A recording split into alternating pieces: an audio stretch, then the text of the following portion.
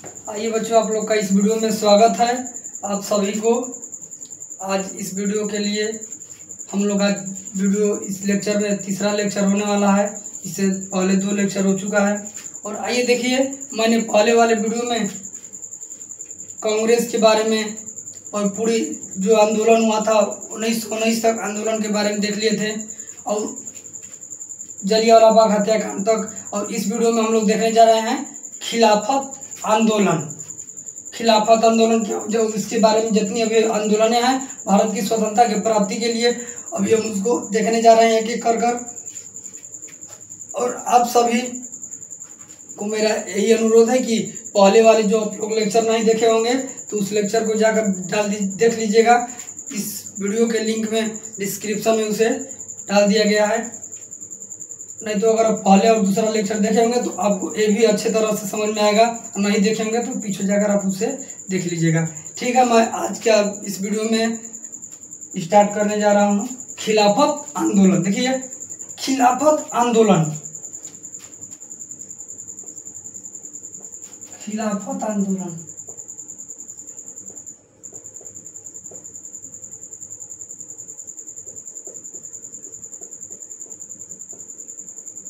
खिलाफत आंदोलन जो है यह हुआ था। खिलाफत आंदोलन 17 अक्टूबर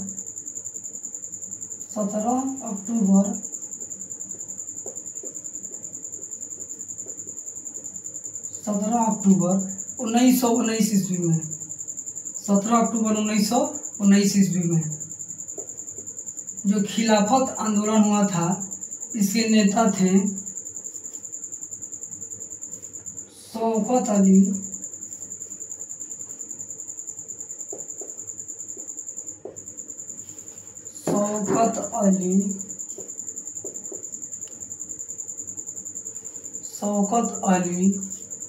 और मोहम्मद अली।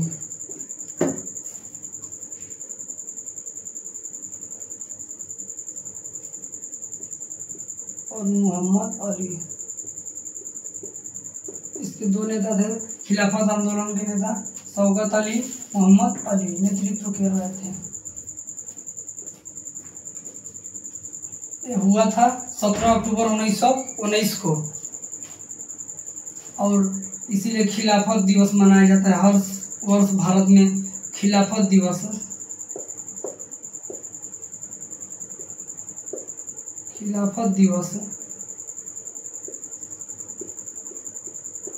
भारत में खिलाफत दिवस मनाया जाता है 17 अक्टूबर।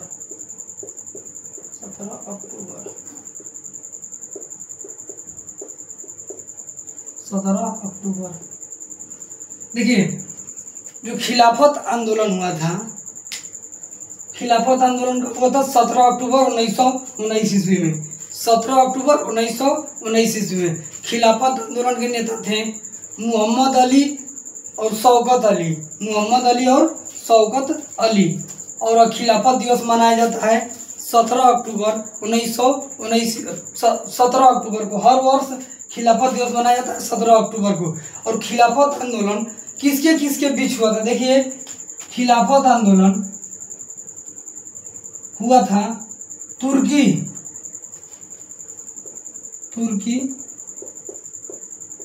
और ब्रिटेन के बीच। ब्रिटेन बोले तो इंग्लैंड।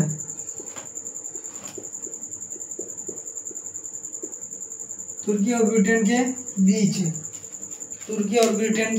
बीच। देखिए, यह जो आंदोलन हुआ था तुर्की और ब्रिटेन के बीच,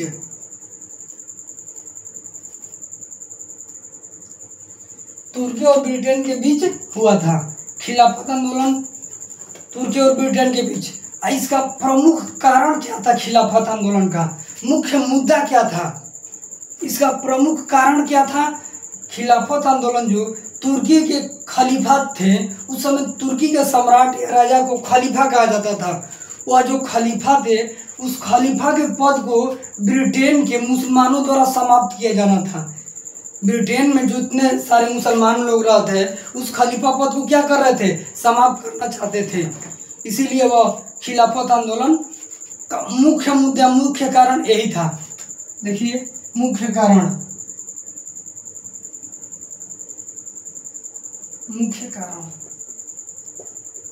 मुख्य कारण तो तुर्की के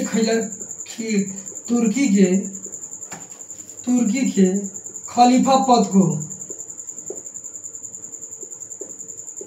तुर्की के खलीफा पद को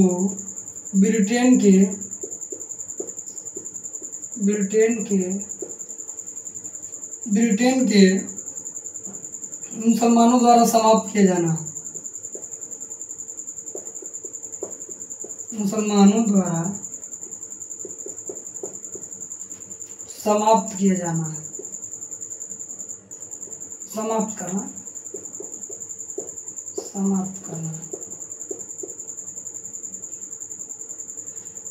जो तुर्की के सम्राट उस समय थे उसका नाम उन लोग को कहा जाता था खलीफा पद था। उस खलीफा पद को जो ब्रिटेन के मुस्लिम लोग थे उस सोचते थे कि इस खलीफा पद को समाप्त कर दिया जाए, यानी खलीफा बहुत बड़े सम्राट ना हो पाए वहाँ के लोग, हम लोग उसको पद को हटाकर सबको सामान्य बनाना चाहते थे। लेकिन तुर्की के मुसलमान लोग को यह अच्छा नहीं लगा, इसीलिए इसका मुख्य मुद्दा उनका खिलाफत आंदोलन का खलीफा के गद्दी को हटाना। बाद में हटता है, लेकिन इस समय धीरे धीरे खुद ही 24 में अब खिलाफत जो खलीफा पद है धीरे धीरे 24 में समाप्त होता है, लेकिन अभी तक अभी इस मुद्दे के लिए रोक रहे थे तुर्की के लोग। अब ब्रिटेन के लोग इसे समाप्त करना चाहते थे, ब्रिटेन के मुसलमान। मुख्य कारण क्या था? ब्रिटेन के मुसलमानों द्वारा तुर्की के खलीफा पद को समाप्त कर देना, यानी हटाना।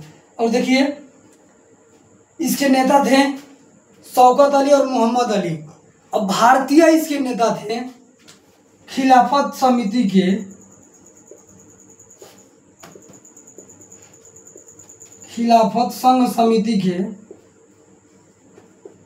समिति के अध्यक्ष थे।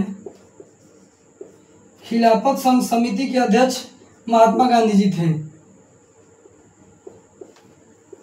महात्मा गांधी खिलाफत आंदोलन कहाँ हुआ था? मुख्य रूप से तुर्की में।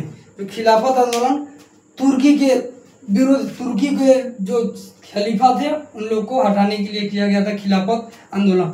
भारत में हर वर्ष खिलाफत दिवस मनाया जाता है 17 अक्टूबर को। 17 अक्टूबर को खिलाफत दिवस। अब देखिए जो खिलाफत था, खिलाफत का मुद्दा प्रमुख कारण पता चल गया। इसके दो नेता शौकत अली, मोहम्मद अली। खिलाफत दिवस 17 अक्टूबर को, और इस तुर्की और ब्रिटेन के बीच हुआ था। इसका नेतृत्व शौकत अली, मोहम्मद अली।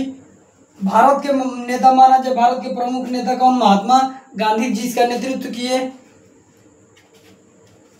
ऐसे तो है कि शौकत अली, मोहम्मद अली नेतृत्व का महात्मा गांधी ने खिलाफत संघ समिति की अध्यक्षता किए थे। खिलाफत विद्रोह में जो खिलाफत आंदोलन होता उसमें महात्मा गांधी खिलाफत संघ समिति के अध्यक्षता कर रहे थे। और खिलाफत आंदोलन धीरे धीरे चलते गए। 1919 से चलते फिर 1924 में जाते इस तुर्की से खलीफा पद को क्या कर दिया जाता है? समाप्त कर दिया जाता है। यानी खलीफा पद को तुर्की से समाप्त कर जाना 1924 ईस्वी में। तुर्की के द्वारा, तुर्की के जब वहाँ के एक सम्राट रहते हैं उन्हें ही समाप्त कर देते हैं। तो 1924 ईस्वी में खलीफा पद को समाप्त कर देना।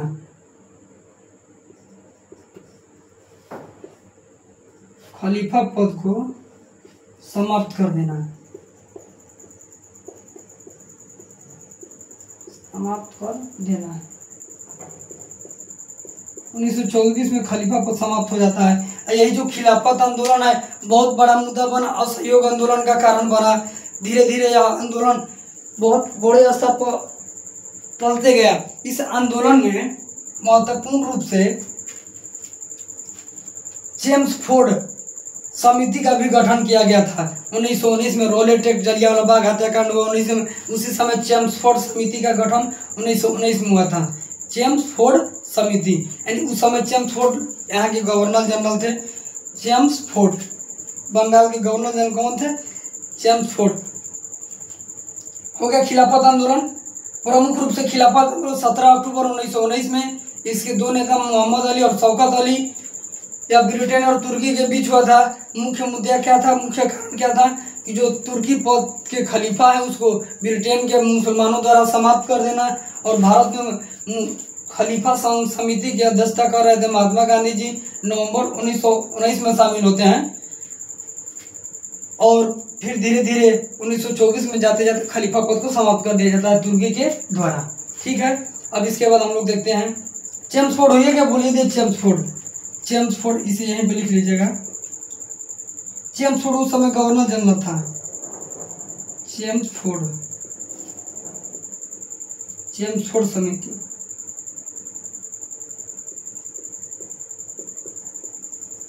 चेम्सफोर्ड समिति का भी गठन 1919 में ही हुआ था, 1919 ईस्वी में। ठीक है, अब उसके बाद हम लोग देखते हैं असहयोग। सबसे बड़ी मुद्दा बनी जलियांवाला बाग हत्याकांड और खिलाफत आंदोलन। यही बड़े मुद्दे लेकर महात्मा गांधी जो पहली बार असहयोग आंदोलन का आह्वान करते हैं, इस दोनों के मुद्दा को बहुत बड़े विस्तार करते हैं। इन लोग एक बहुत बड़ी मुद्दा थी खिलाफत आंदोलन, जो पूरे ब्रिटेन में तुर्की के खिलाफ हो गया था। देखिए, अब असहयोग आंदोलन देखते हैं हम लोग। असहयोग आंदोलन,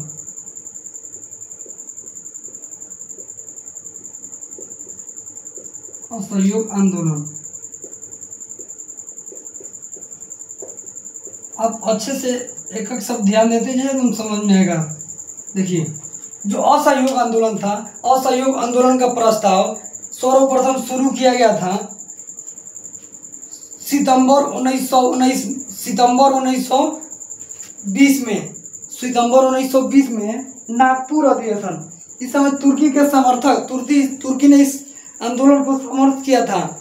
असहयोग आंदोलन में तुर्की लोग ने भारत को समर्थन दिया था।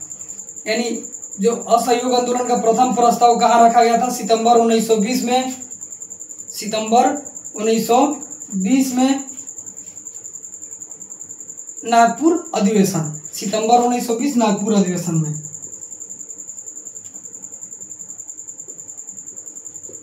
सितंबर 1920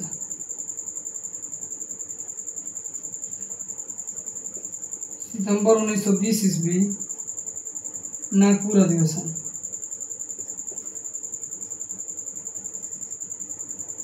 नागपुर अधिवेशन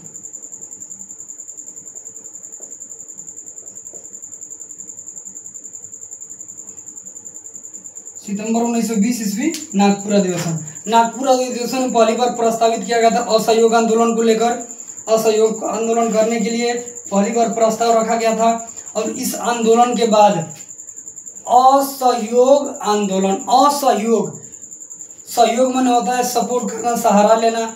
असहयोग मतलब किसी का सहारा नहीं लेना। इसमें मुख्य उद्देश्य था, इसका नेतृत्व कर रहे हैं असहयोग आंदोलन के भारत के महान नेता, जिन्हें बापू के नाम से कई नामों से पुकारा जाता है, महात्मा के नाम से, राष्ट्रपिता के नाम से, जिनका नाम है महात्मा गांधी जी। इसका नेतृत्व कर रहे हैं महात्मा गांधी जी।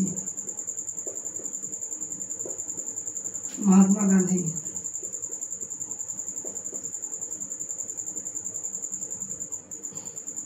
गांधी जी इसका नेतृत्व कर रहे हैं।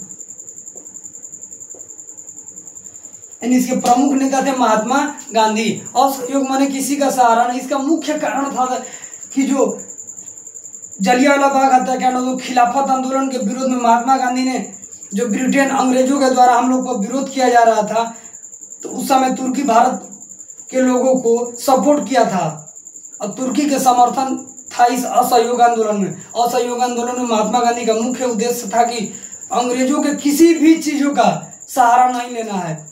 किसी भी वस्तु, कपड़ा, हर जगह जो हम लोग किसी भी पद पर थे, उन पदों को त्याग कर अपने कामों को करना उनका मुख्य उद्देश्य था।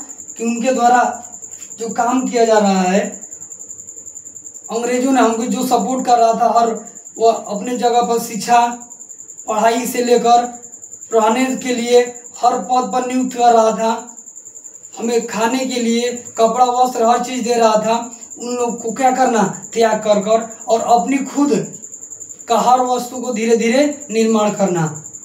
तो महात्मा गांधी ने कहा था कि आविष्कार, आवश्यकता ही आविष्कार की जननी है। जैसे जैसे आवश्यकता बढ़ती जाएगी वैसे वैसे हम लोग धीरे धीरे खोज करते जाएंगे, अपनी आवश्यकता को पूर्ति करते जाएंगे। महात्मा गांधी ने धीरे धीरे इस असहयोग आंदोलन का आह्वान किया। कई जगह से अलग अलग लोग इसमें शामिल होने लगे। बिहार से बहुत बड़े बड़े नेता, जयप्रकाश नारायण, बहुत सारे नेता लोग शामिल हुए।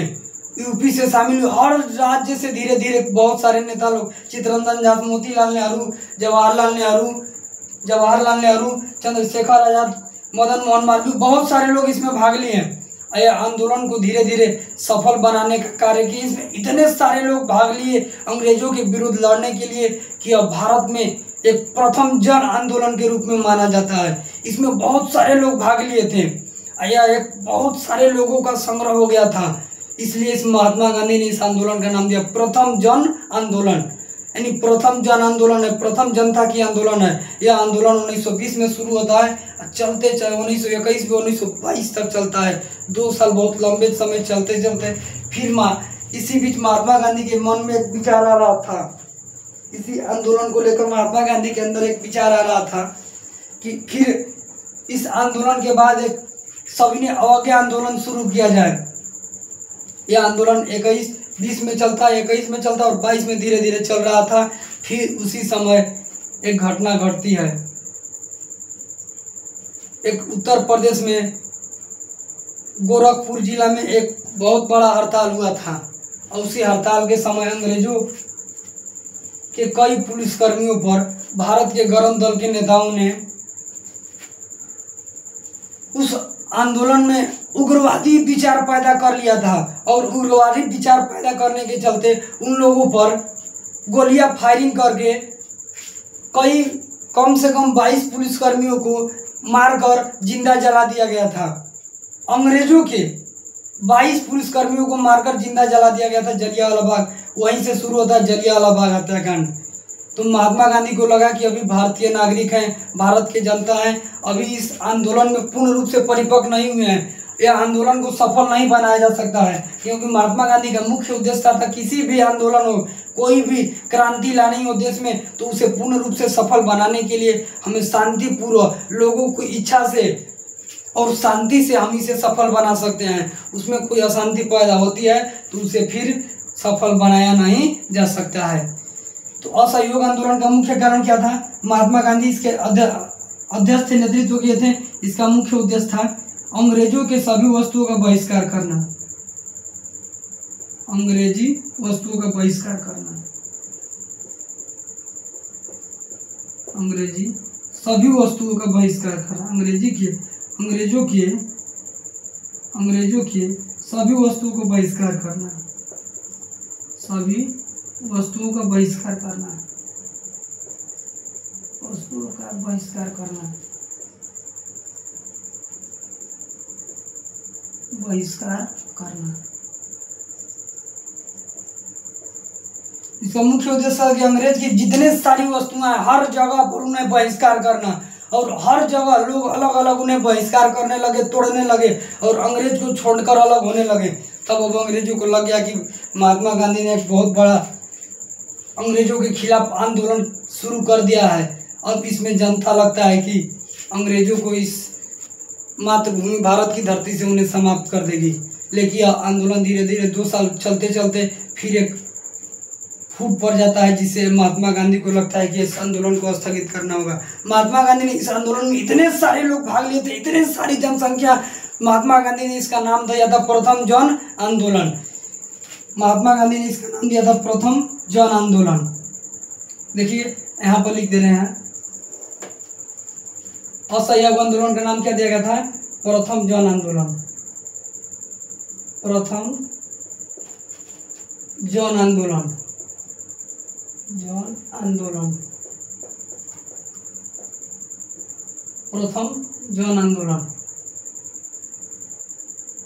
प्रथम जन असहयोग आंदोलन का नाम दिया गया था प्रथम जन आंदोलन। इसमें बहुत सारी जनता ने भाग लिए थे, बहुत सारे युवक लिए थे, हर जगह से, हर क्षेत्र से, हर राज्य से, सभी जगह से लोग भाग लिए थे।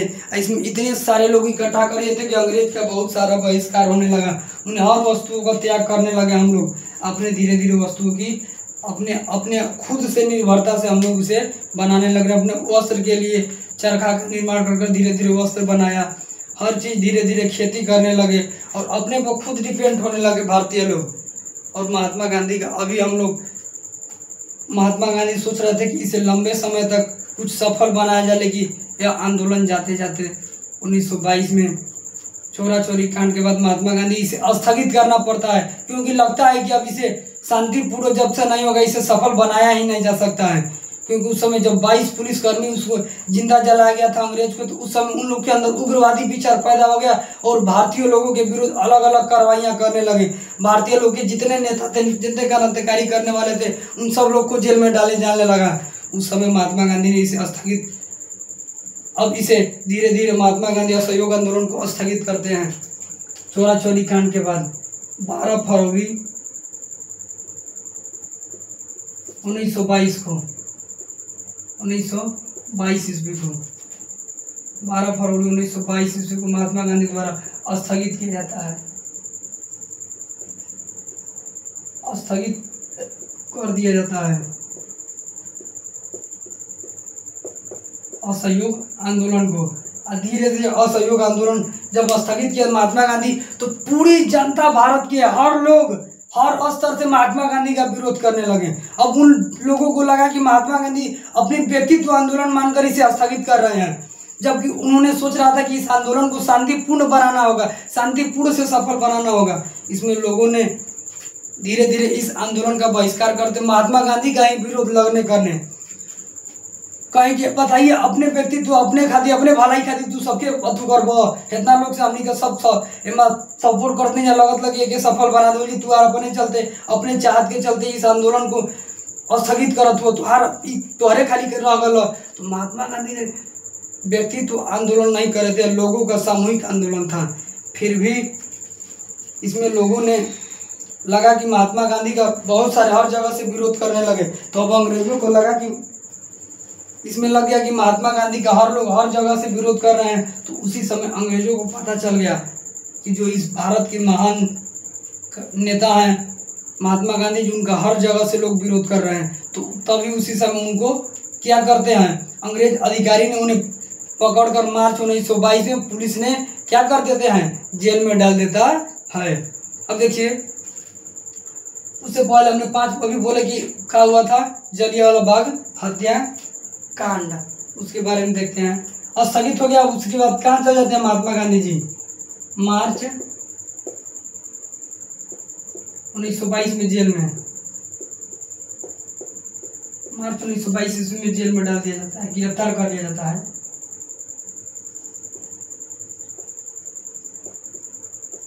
गिरफ्तार कर लिया जाता है क्योंकि महात्मा गांधी का विरोध होने लगा। लोगों ने कहा कि बुढ़ावा लगा था, अपन ही से बंद करा था, अपन ही से चालू करता है, मतलब हमनी के कोई जरूरत नहीं के सपोर्ट नहीं किया, हमनी के नहीं जरूरत है, छोड़ देला।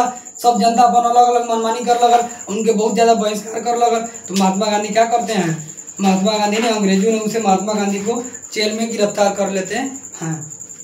अब देखिए, उसके बाद हम लोग देखते हैं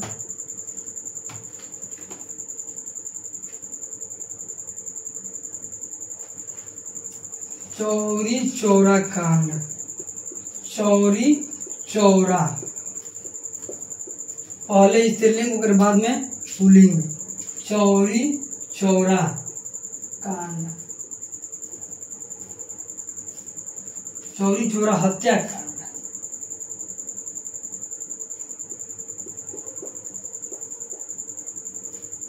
चौरी चौरा हत्याकांड, देखिए चौरी चौरा पहले स्त्रीलिंग उसके बाद पुल्लिंग, चौरी चौरा हत्याकांड का मुख्य देखिए।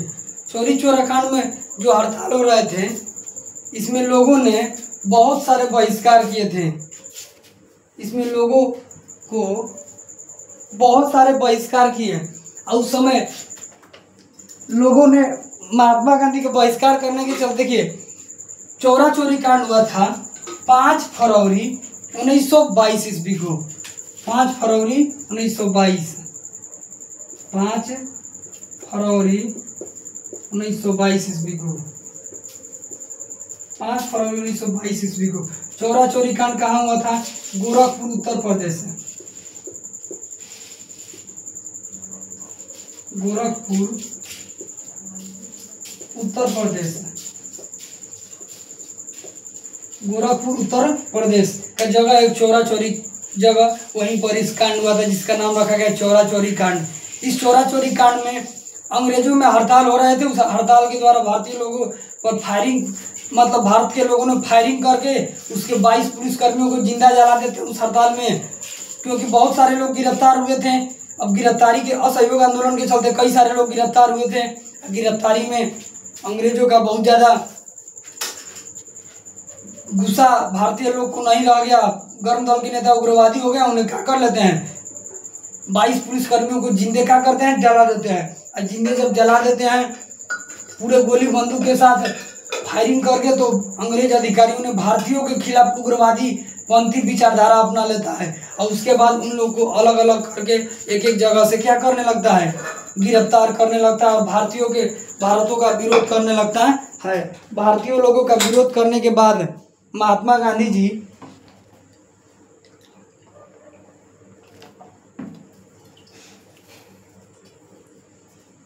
विरोध होने लगता है, तो महात्मा गांधी जी उस समय तो अभी असहयोग आंदोलन चलाइए रहे थे। तो गोरखपुर में चोरा चोरी कांड का मुख्य कारण क्या था? मुख्य कारण था अंग्रेजों के 22 पुलिसकर्मियों को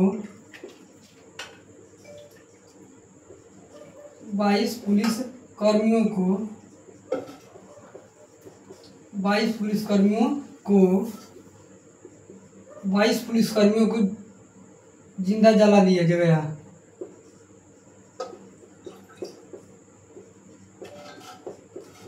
जला दिया गया 22 पुलिसकर्मियों को जिंदा जला दिया गया, और जिससे उन लोगों के अंदर एक बहुत सारे भावना हो जाती है।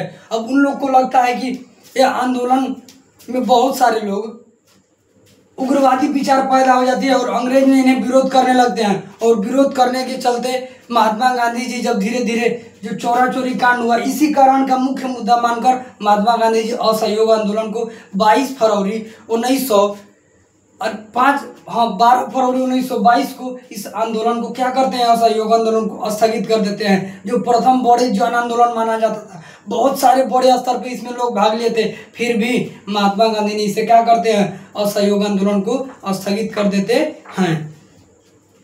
जो देखिए चोरा चोरी कांड कब हुआ था? 5 फरवरी 1922 गोरखपुर जिला के गोरखपुर उत्तर प्रदेश में हुआ था। इसमें मुख्य कारण क्या था? अंग्रेजों के 22 पुलिसकर्मियों को भारतीयों के द्वारा जिंदा जला दिया गया था फायरिंग करके। उसमें बहुत सारे अंग्रेज लोग घायल हुए थे, इसीलिए उन्होंने क्या किया, असहयोग आंदोलन को वापस कर लिया, स्थगित कर दिया था। किसने? महात्मा गांधी ने। और फिर मार्च में महात्मा गांधी जब उन लोगों ने उनका विरोध करने लगा,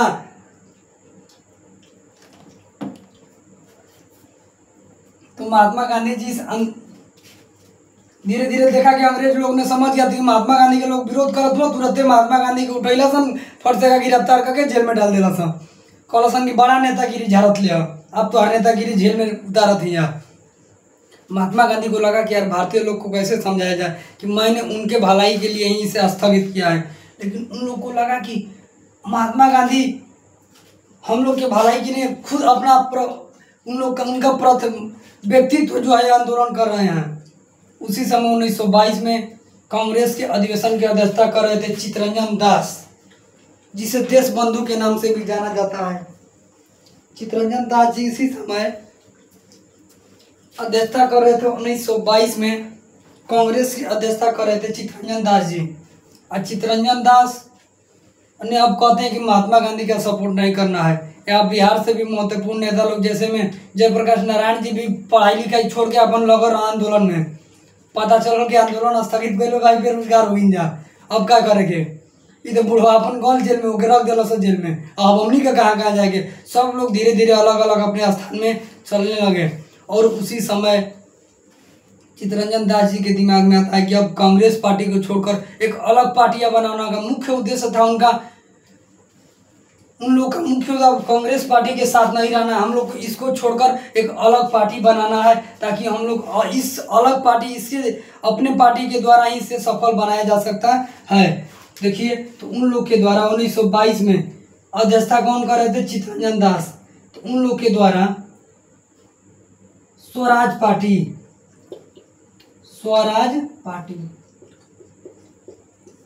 देखिए, स्वराज पार्टी का गठन होता है 1923 ईस्वी में। 1923 ईस्वी में स्वराज पार्टी का गठन हुआ था। उस समय उनके स्वराज पार्टी के अध्यक्ष कौन कौन कर रहे थे? नेतृत्व कौन कौन लोग कर रहे थे?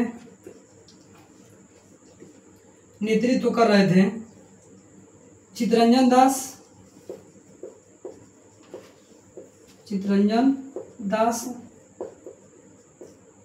एंड मोतीलाल नेहरू।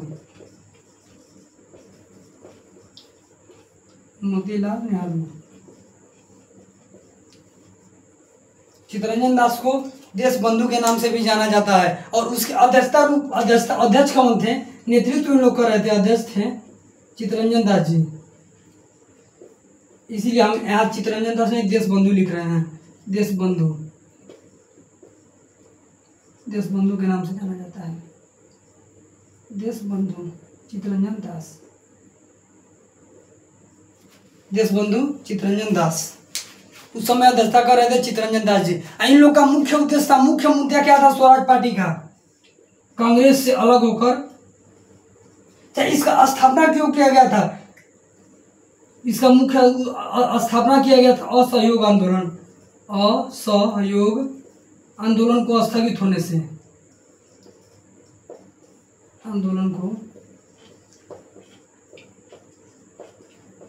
स्थगित होने से।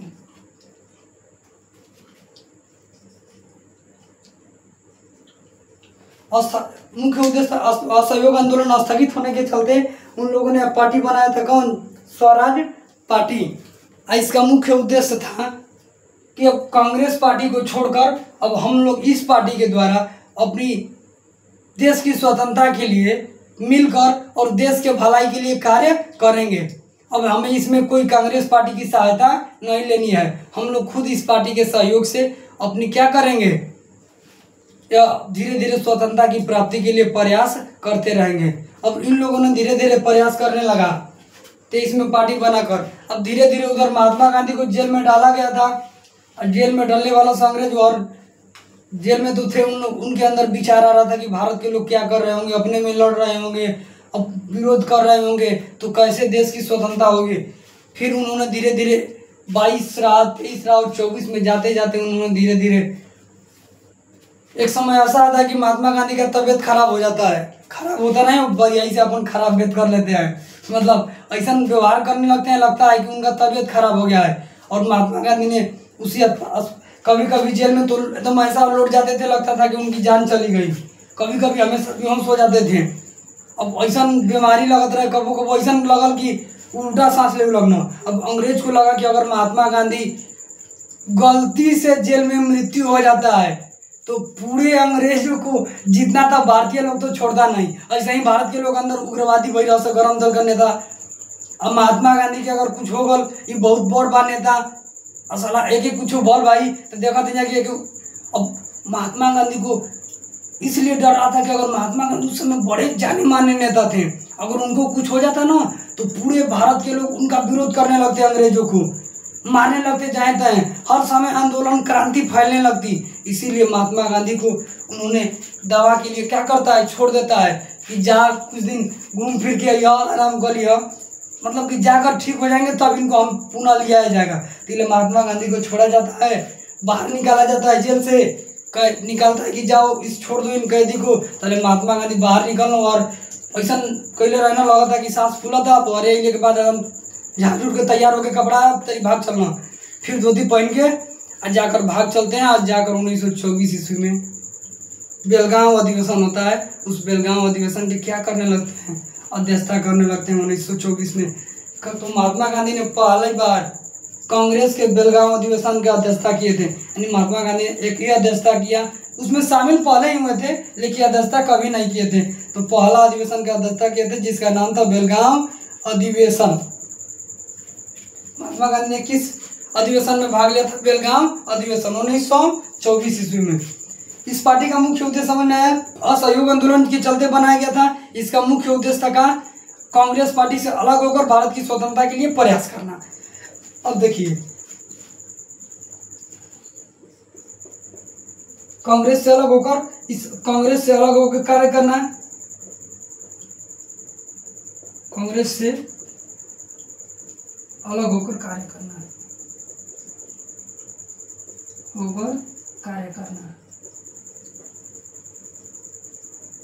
कांग्रेस से अलग होकर कार्य करना। और 1924 ईस्वी में महात्मा गांधी जब छूटते हैं तो कहाँ अधिवेशन करते हैं?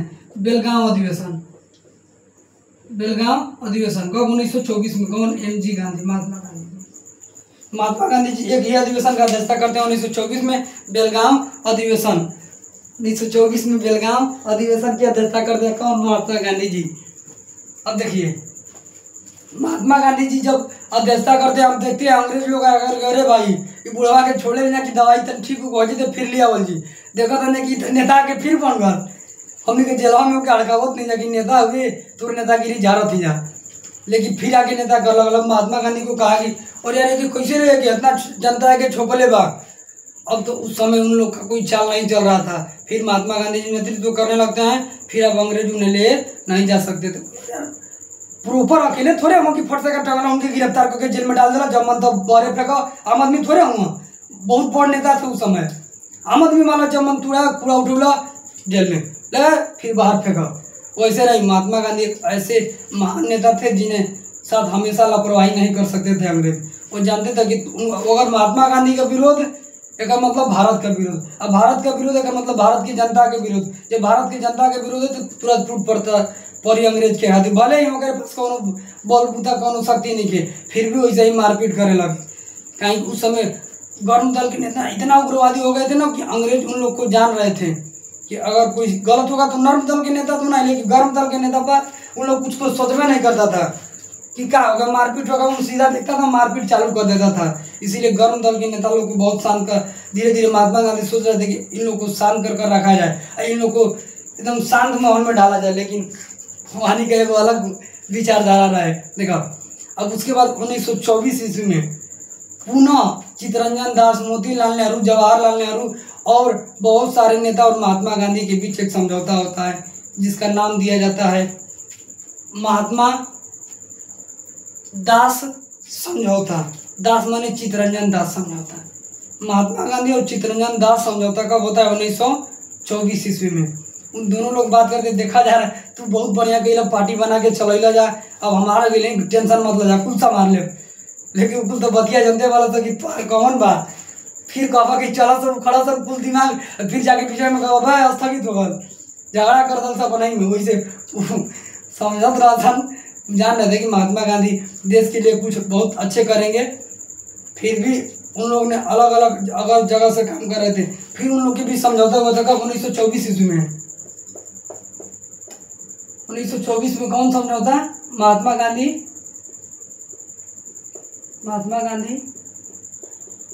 चित्तरंजन दास समझौता। में महात्मा गांधी और चित्तरंजन पैक्ट के नाम से जाना जाता है। चित्तरंजन दास पैक्ट। पैक्ट माने समझौता होता है।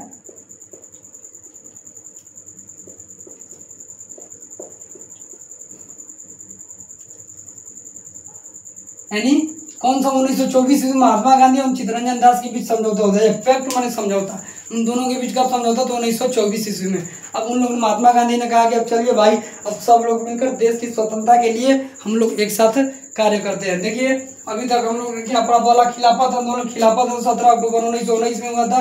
खिलाफत दिवस भारत में मनाया जाता है 17 अक्टूबर। इसके नेता थे प्रमुख कौन कौन? शौकत अली, मोहम्मद अली।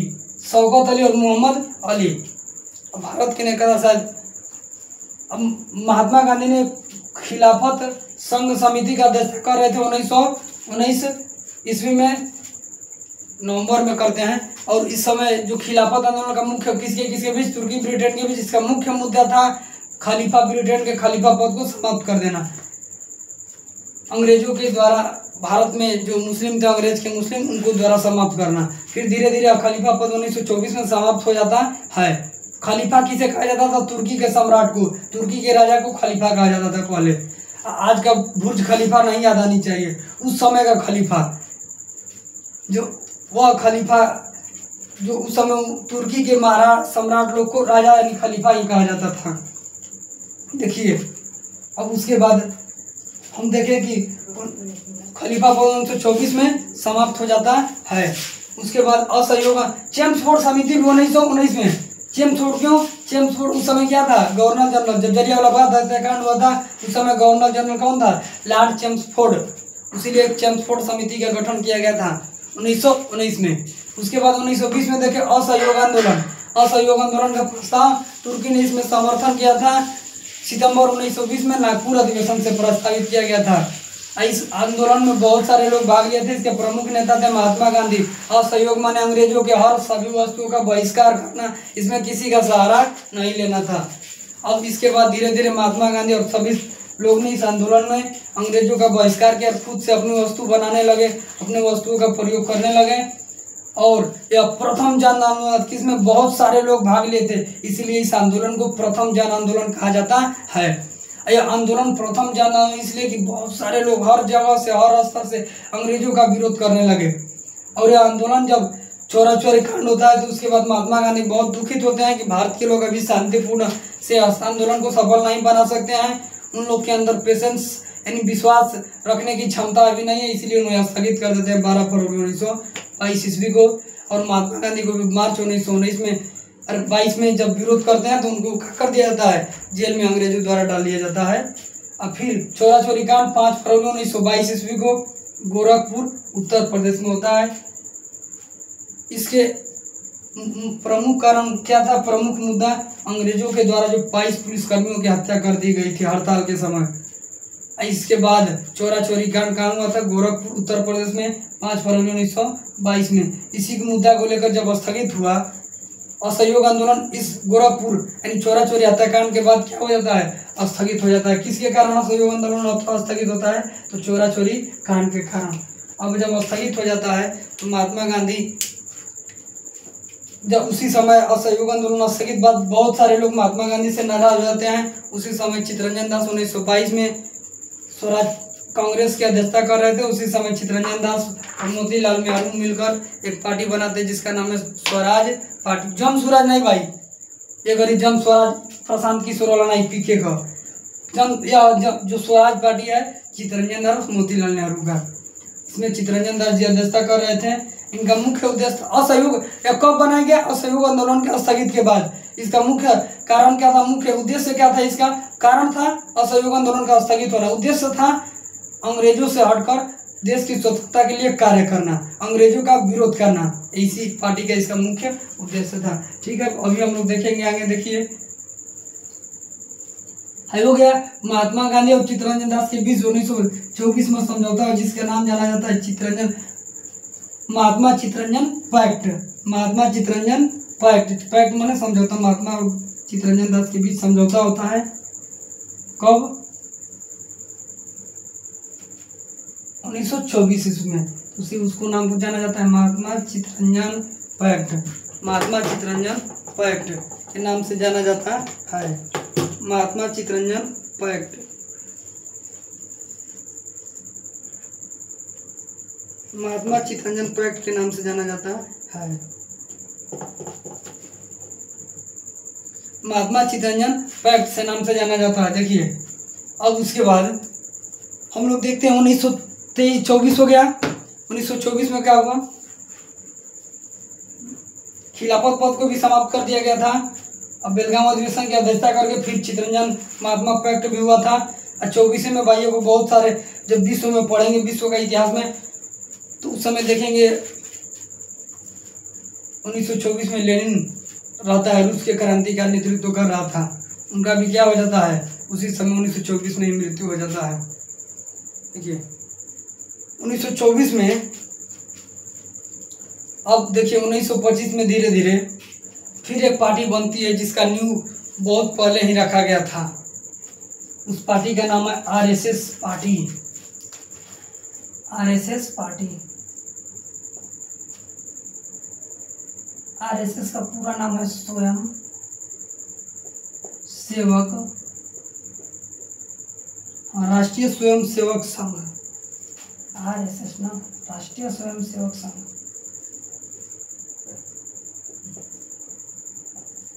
राष्ट्रीय स्वयं सेवक संघ,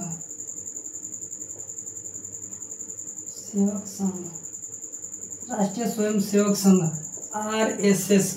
हिंदी में लिख दिया भाई कि अंग्रेजी देखा जाए अंग्रेजी में। आरएसएस, आर माने राष्ट्रीय, एस माने स्वयं, एस माने Sevak Sangh. RSS, RSS party बहुत प्राचीन पार्टी। देखिए 1922 में। अभी जो मोदी जी जो हैं, इस मोदी जी आरएसएस पार्टी से आए, बल्कि बीजेपी में पार्टी विलीन हो गया है, लेकिन मुख्य रूप से आरएसएस पार्टी की। इसीलिए मोदी जी जब इस स्वतंत्रता दिवस पर भाषण दे रहे थे तो बोल रहे थे कि एक पार्टी था जो 100 साल हो गया बने हुए, यानी इस आरएसएस पार्टी का नाम ही ले रहे थे। इस आरएसएस पार्टी का स्थापना हुआ था 1925 ईस्वी में। 1925 ईस्वी में, 1925 ईस्वी, 1925 ईस्वी में आरएसएस पार्टी का स्थापना करने वाले थे, संस्थापक थे केवी हेडगेवार। केवी हेडगेवार,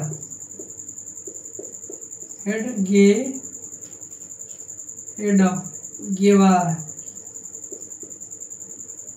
केवी हेडगेवार। आरएसएस पार्टी 1925, केवी हेडगेवार। अब देखिए इस पार्टी का मुख्य कारण तो क्या था? हिंदू मुस्लिम युद्ध।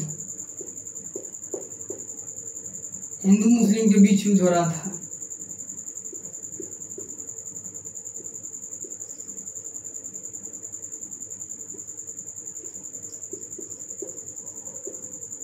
हिंदू मुस्लिम के बीच वार था, समझौता। हिंदू मुस्लिम के बीच उसका विवाद हो रहा था।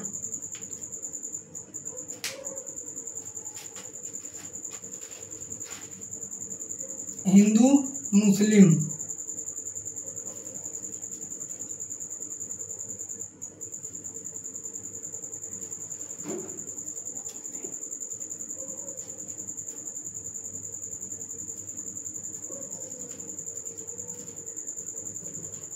हिंदू मुस्लिम, हिंदू मुस्लिम को लेकर, हिंदू मुस्लिम के लिए लेकर उस समय वार्ता हो रहा था। कब? 1925 में आरएसएस पार्टी बनाया गया था, जिसका पूरा नाम आरएसएस का राष्ट्रीय स्वयंसेवक संघ। 1925 में केवी हेडगेवार के द्वारा, केवी हेडगेवार के द्वारा। इस पार्टी का मुख्य उद्देश्य था भारत की स्वतंत्रता की प्राप्ति के लिए बहुत सारे जो भी हर लोग को अलग अलग स्तर से जोड़ना और हिंदू मुस्लिम को एक साथ होकर इसे भारत की स्वतंत्रता की प्राप्ति के लिए हम लोग का स्वतंत्रता की प्राप्ति करना। अब उसके बाद देखिए 1925 में एक महत्वपूर्ण घटना होता है जिसका नाम है काकोरी कांड। काकोरी कांड, काकोरी कांड कब होता है? 1925। 1925 कहाँ? ये भी गोरखपुर उत्तर प्रदेश पड़ता है, कानपुर उत्तर प्रदेश में, गोरखपुर नहीं, कानपुर, कानपुर उत्तर प्रदेश, उत्तर प्रदेश। देखिए काकोरी कांड में प्रमुख रूप से बहुत सारे नेता इसमें थे, लेकिन इसमें एक थे राम प्रसाद बिस्मिल। राम प्रसाद बिस्मिल। काकोरी कांड देखिए क्या हुआ था। इस समय बहुत ट्रेन, जब बहुत सारे चोरा चोरी कांड हुए, बहुत सारे लोग इसमें गिरफ्तार हुए अलग अलग स्तर पे, अंग्रेजों ने गिरफ्तार करने। उसी समय राम प्रसाद बिस्मिल जी, चंद्रशेखर आजाद, सुभाष चंद्र बोस, अलग अलग बहुत सारे नेता इसमें, रोशन थे, बहुत सारे अलग अलग नेता इसमें शामिल हुए थे। इसमें क्या था हुआ था ना कि देखिए जब अंग्रेज अपना सामान ले जाया जाता था तो ट्रेन से ले जाते थे, यानी पूरा सोना चांदी रुपया पैसा पैक करके ट्रेन में, एक ट्रेन से दूसरे ट्रेन में अगर जाना होता तो उन लोग को, मान लीजिए कि कोलकाता से दिल्ली जाना, तो उस समय ट्रेन में कोलकाता में पूरा पैक हो जाता था, और उस समय सिर्फ अंग्रेज अधिकारी उसमें रहेंगे और सिर्फ वहाँ से वो सामान लेकर जाती थी ट्रेन। उसी समय इन लोग को, गर्म दल के नेता लोग को पता चल जाता है कि अंग्रेज का सामान जाता है वो ट्रेन में। उसी समय जब ट्रेन से सामान जा रही थी, उसी समय इन लोगों ने गोरखपुर, अरे कानपुर में, उत्तर प्रदेश में काकोरी जगह, वही जगह पर इस ट्रेन के पूरे डब्बे को क्या करते हैं, काट कर, वो ट्रेन रुक गया, उसी ट्रेन को, डब्बे को पूरे काट कर सिर्फ इंजन को छोड़ देते, और बाकी सब उसमें से जो सोना चांदी पैसे थे उन सारे को क्या करते हैं, लूट कर ले जाते हैं। और लूटने के बाद अंग्रेजों को पता चलता है कि भारतीय लोगों ने सब सोना चांदी पैसा लूट लिया। तो उस समय अंग्रेजों ने उन लोगों, भारत के विरुद्ध बहुत सारी नीतियां अपनाई। अब बहुत सारे लोग इसमें गिरफ्तार भी हो गए। अब गिरफ्तार होने के बाद अंग्रेज उस समय पहले से अभी चोरा चोरी कांड हुए आई है विरोध में, अब फिर 2-3 साल बाद मार वगैरह खिलाफ हुए थे वहाँ, तो उसी समय कई सारे लोग गिरफ्तार हुए थे। उसी समय कुछ नेता बच भी गए थे, तो सुभाष चंद्र बोस बच गए थे, और सारे नेता बचे थे। और उसी समय राम प्रसाद बिस्मिल भी पकड़ा गए थे। कौन? काकोरी कांड में। जब उन्हें पकड़ा गए थे तो काकोरी कांड में उनको क्या कर लिया जाता है, राम प्रसाद बिस्मिल जी को फांसी की सजा। उसी समय अंग्रेज ने उन्हें फांसी दे देता है, काकोरी कांड के समय ही। काकोरी कांड कहाँ होता है? 1900 कानपुर उत्तर प्रदेश 1925 में। इसमें राम प्रसाद बिस्मिल जी को फांसी दिया जाता है। किस कांड के लिए? काकोरी कांड में। काकोरी कांड में जब फांसी दिया जा रहा था तो तभी उस समय अंग्रेजों के खिलाफ राम प्रसाद बिस्मिल जी ने एक नारा दिया था, सरफरोशी की तमन्ना अब हमारे दिल में है। यानी सरफरोशी की तमन्ना अब हमारे दिल में है, देखता हूं कि कातिल बाजुओं में दम अब कितने कातिल में है। यानी राम प्रसाद बिस्मिल जी कह रहे थे कि जो सरफरोशी की तमन्ना है अभी हमारे दिल में है, इस देश की आज़ादी की तमन्ना अभी हमारे दिल में है, सरफरोशी की तमन्ना अब हमारे दिल में है, देखता हूँ दम कितने बाजुओं के कातिल में है। बाजू माने हाथ, नहीं देखते हैं कि वो जो कातिल है अंग्रेज लोग, उन लोग के बाजुओं में कितनी दम है। हम तो शहीद हो रहे हैं भारत के लिए, हमें अभी भी तमन्ना है देश की स्वतंत्रता के लिए। हम हंसते हंसते अंग्रेजों की फांसी पर सजा हो सकते हैं, लेकिन उन लोग को देखते हैं कि कातिलों के बाजुओं में कितना दम है जो हमसे लड़ सकता है। उसी समय नारा दिए थे कौन? राम प्रसाद बिस्मिल जी कि सरफरोशी की तमन्ना अब हमारी दिल में है, देखता हूँ कितनी दम बाजुओं के कातिल में है। यह नारा किसके द्वारा दी गई थी? राम प्रसाद बिस्मिल।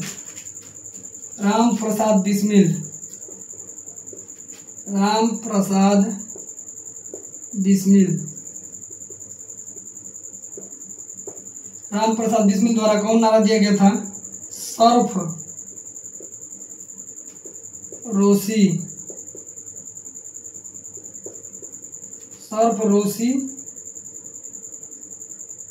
सरफरोशी की तमन्ना, सरफरोशी की तमन्ना अब हमारे दिल में है, सरफरोशी की तमन्ना अब हमारे दिल में है।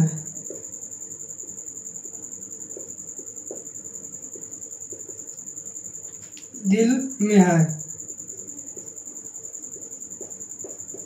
देखता हूँ अब, देखता हूँ अब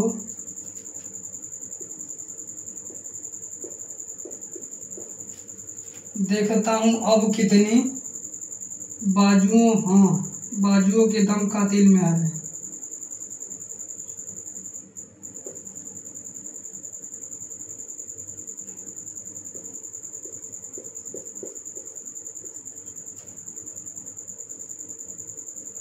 देखता हूँ अब कितना बाजुओं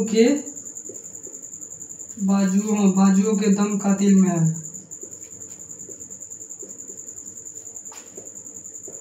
कातिल में है। नारा किसके द्वारा दिया गया था? राम प्रसाद बिस्मिल के द्वारा।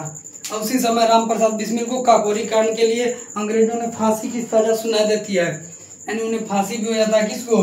राम प्रसाद बिस्मिल जी को। किस कांड में? काकोरी कांड में फांसी की सजा भी हो जाती है, फांसी की सजा। कौन उम्र होता है सीधा फांसी देते रसन। भारत के समय कौन वो गर्म दल के नेता उग्रवादी बात तुरंत कोनो विचार नहीं, सीधा फांसी की सजा। उसी समय राम प्रसाद बिस्मिल को फांसी हो जाती है और या नारा देकर उन्होंने अपने क्या करते हैं, जीवन के अंतिम संस्कार, अंतिम सांस लेते हैं राम प्रसाद बिस्मिल जी। देखिए फिर भी उनका जो कुर्बान के देश के लिए, वो कुर्बानी अभी हमारे देश के लिए लोगों ने इस कुर्बानियों को याद रखते हुए देश की स्वतंत्रता के लिए बहुत सारे प्रयास किए, क्योंकि जान रहे थे कि जो जितने सारे लोग, जितने सारे महापुरुष लोग की जो इन लोग शहीद हो रहे हैं, यह भारत के लिए प्रेरणा स्रोत बनते जा रहे थे। अब भारत के लिए हर क्षण हर समय इन जितने भी सारे महापुरुष शहीद हुए थे उन्हें याद किया जा रहा था कि देखिए भारत के स्वतंत्रता के लिए, भारत की आज़ादी के लिए हंसते हंसते खुशी अंग्रेजों के फांसियों की सजा से नहीं डरते थे, क्योंकि वो जानते थे कि तुमने जब एक फांसी देगा, हम भारत के कितने सारे लोग को स्वतंत्र करने के लिए अपनी फांसी की सजा दे रहे हैं, इसीलिए उन्हें कोई गम नहीं था।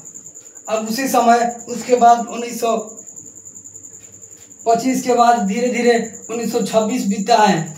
1927 में एक अंग्रेजों के द्वारा कमीशन बनाया जाता है जिसका नाम है साइमन कमीशन। साइमन कमीशन, देखिए अंग्रेजों के द्वारा एक कमीशन बनाया जाता है, साइमन कमीशन। साइमन कमीशन का मुख्य उद्देश्य क्या था? साइमन कमीशन का मुख्य उद्देश्य था भारत की जितने सारे क्रांतिकारी हैं उन लोग के बीच अटूट पैदा करना, उन लोग के बीच बिखराव पैदा करना।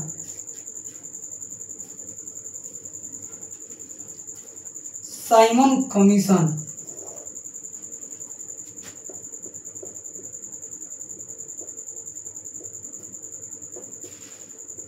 साइमन कमीशन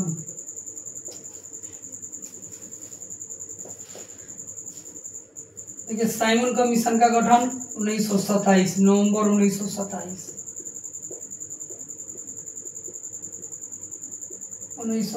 इसमें साइमन कमीशन का गठन होता है। इसके अध्यक्ष थे सर जॉन साइमन।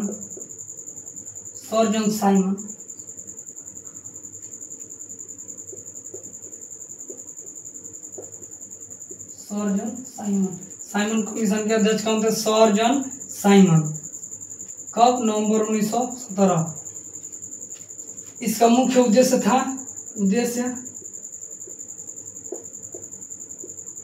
अध्यक्ष थे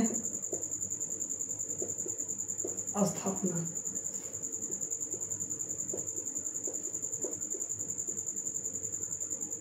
देखिए इसका मुख्य उद्देश्य था, साइमन कमीशन का मुख्य उद्देश्य था अंग्रेजों के द्वारा जो किए गए विरोध है, अंग्रेजों के द्वारा इसका मुख्य उद्देश्य था भारतीयों को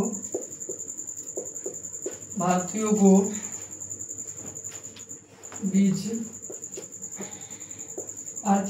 मतभेद पैदा करना।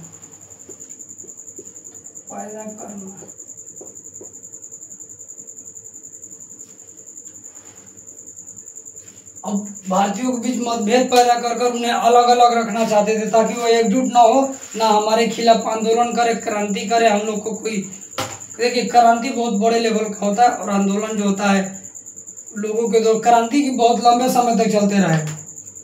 वो क्रांति होता है और आंदोलन होता है कि वो आंदोलन साल 2 साल 4 साल चलते चलते धीरे धीरे समाप्त हो जाए। क्रांति की चला तो 10 साल चले, 15 साल चल रहा था, वो क्रांति होता है। क्रांति में कोई नहीं। देखिए आंदोलन में होता है कि लोगों के द्वारा इकट्ठा करके बातचीत के द्वारा लोगों ने उसमें हड़ताल करके इस आंदोलन चलाते हैं। लेकिन क्रांति में होता है कि सीधा उठलो बल्लम गणासा कोनो देखल कि अंग्रेज अधिकारी सीधा मार के खाओ। उस समय क्रांति वैसे ही होता था। उस समय राइफल गोली थोड़े रहे, वैसे बल्लम गणासा निकाला सीधा जब भी लोकल अंग्रेज चला मारा। उस समय उद्देश्य था कि कोई भी लग रहा है सीधे मारते जाओ। वह क्रांति होता। क्रांति अभी बहुत कम ही हुआ है। क्रांति अगर होने लगे भारत में उस समय होने लगे तो अंग्रेज तो कहिए छोड़कर भाग जाता। लेकिन हम लोग को क्रांति करने पर उस समय क्षमता नहीं थी उतनी, कि जो नरम दल के नेता लोग थे वो बहुत समझा कर रखते थे गरम दल को, तो कहिए क्रांति को खत्म कर देता अंग्रेज लोग को। देखिए हो गया मतभेद पैदा करना। अब इस मुख्य भारत के लोग इसका बहुत ज्यादा विरोध किए थे। इसका मुख्य कारण क्या था विरोध करने का, कि जो साइमन कमीशन का गठन हुआ था इसमें 7 सदस्य थे और 7 अंग्रेज अधिकारी थे। इसमें एक भी भारतीयों को नहीं शामिल किया गया था। अंग्रेज पहले असहयोग आंदोलन से पहले हर जगह अलग अलग भारतीयों को जगह देते थे। जैसे मैनेजर बनाना है, सुपरवाइजर बनाना है, जज बनाना है, वकील बनाना है, मास्टर, इंजीनियर, डॉक्टर, हर जगह पर हम लोग को क्या देते थे, जगह देते थे। लेकिन इस बार जो साइमन कमीशन का गठन हुआ इसमें कोई भी भारतीय एक भी सदस्यता नहीं प्राप्त हुआ। यानी 7 सदस्य क्या थे, इसमें 7 सदस्य थे, 7 अंग्रेज थे। 7 सदस्य अंग्रेज, 7 सदस्य क्या थे, अंग्रेज थे। अब उसी के और ज्यादा भारत के लोग क्या करने लगे, इसे विरोध करने लगे, क्योंकि इसमें एक भी विरोध किए थे, इसमें अंग्रेज थे, इसीलिए इसका भारतीयों के द्वारा विरोध है। भारतीयों के द्वारा विरोध है,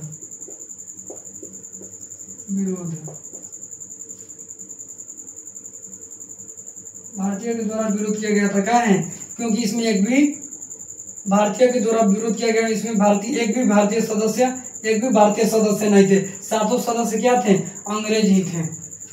अब इसमें बहुत सारे विरोधियों, क्योंकि जो भारत के एक भी सदस्य नहीं रहेंगे, अंग्रेज अपने मनमाना कोई भी नियम कानून लगाएगा, हम लोग को उसे पालन भी करवाएगा, हम लोग को करना पड़ेगा, क्योंकि हम लोग उसके गुलाम थे। इसीलिए भारत के लोग इसे बहुत ज्यादा क्या किए, इसका विरोध किए। जब साइमन कमीशन का अध्यक्ष थे सर जॉन साइमन, तो उसी समय साइमन कमीशन का अध्यक्ष भारत के लोग बहुत ज्यादा विरोध किए, क्योंकि इसमें भारतीय सदस्य नहीं थे, सारे सदस्य क्या थे, अंग्रेज थे। और जब साइमन कमीशन फिर भारत में आते हैं 1928 ईस्वी में, 3 फरवरी 1928 ईस्वी को साइमन कमीशन कहाँ, 3 फरवरी 1928 को साइमन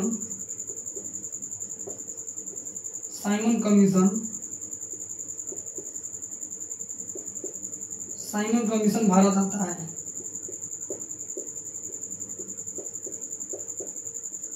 साइमन कमीशन भारत कब आया था, 3 फरवरी 1928। उसी समय एक भारत के गरम दल के महान नेता, महान क्रांतिकारी, महापुरुष के द्वारा विरोध किया जाता है, जिसका नाम है लाला लाजपत राय। लाला लाजपत राय ने एक नारा देते हैं जिसका नाम है साइमन कमीशन वापस जाओ। साइमन कमीशन वापस जाओ का नारा देते हुए इसे क्या कर रहे थे, इसका विरोध किए थे। साइमन कमीशन वापस जाओ, कमीशन वापस जाओ।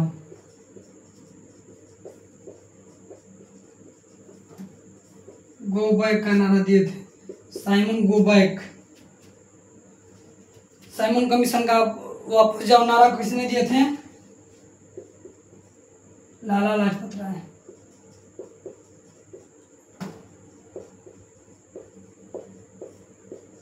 इसी समय अंग्रेज ने साइमन कमीशन वापस जाओ नारा इसका विरोध कर रहे थे। उसी समय अंग्रेज अधिकारी ने इनको भी क्या किया, लाठियों से वार करके इन्हें मार देते हैं। और मारने के बाद इनकी धीरे धीरे कई दिन के बाद क्या हो जाती है, मृत्यु हो जाती है। किनकी? लाला लाजपत राय का। जब लाला लाजपत राय को मारा जाता है उस समय अंग्रेज इनको लाठियों से मारकर कई बार कर देते हैं और इनकी धीरे धीरे उस समय मतलब बहुत इनकी स्थिति दयनीय हो जाती है। उसी समय इन्होंने एक नारा देता है कि मेरे लाठियों, तेरी अंग्रेज की लाठियों से लगी मेरे सर पर, एक एक कातिल अंग्रेज के लिए घात सिद्ध हो सकता है। कि जो तेरी लाठियों से मेरे सर पर लगा है, वह जो लाठियों से लगी सर पर एक एक कातिल क्या हो सकता है? सिद्ध हो सकता है। जो उन्होंने लाठी से मारा था वो अंग्रेज को एक दिन घातक सिद्ध बन सकता है। उन्होंने लाला लाजपत राय को, जब सोचिए कि उस समय बहुत सारे नेता थे लेकिन अध्यक्षता उस समय कर रहे थे लाला लाजपत राय, इसका बहुत ज़्यादा विरोध किए थे।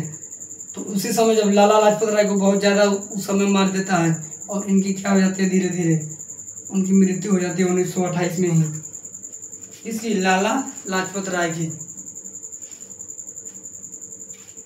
तो उन्होंने नारा दिया था कि अंग्रेजों के लाठियों से लगी सर पर, मेरे सर पर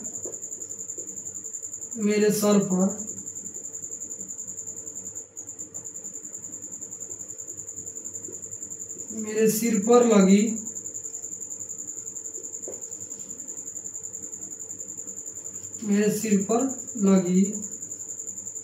मेरे सिर पर लगी लाठियों की, मेरे सिर पर लगी लाठियों का वार मैंने मारू, मेरे सिर पर लगी लाठियों का वार अंग्रेजों के लिए,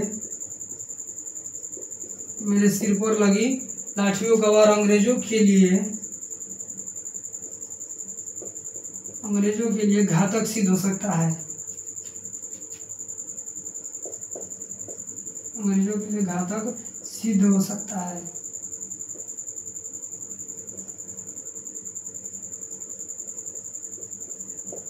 उन्होंने कहा था कि जो मेरे सिर पर आप लाठी से मारे हो, लाठी का टुकड़ा वार किए हो, उससे तुम्हारे लिए एक ना एक दिन क्या कर जाता है, घातक सिद्ध हो सकता है। यह नारा किसने दिया था?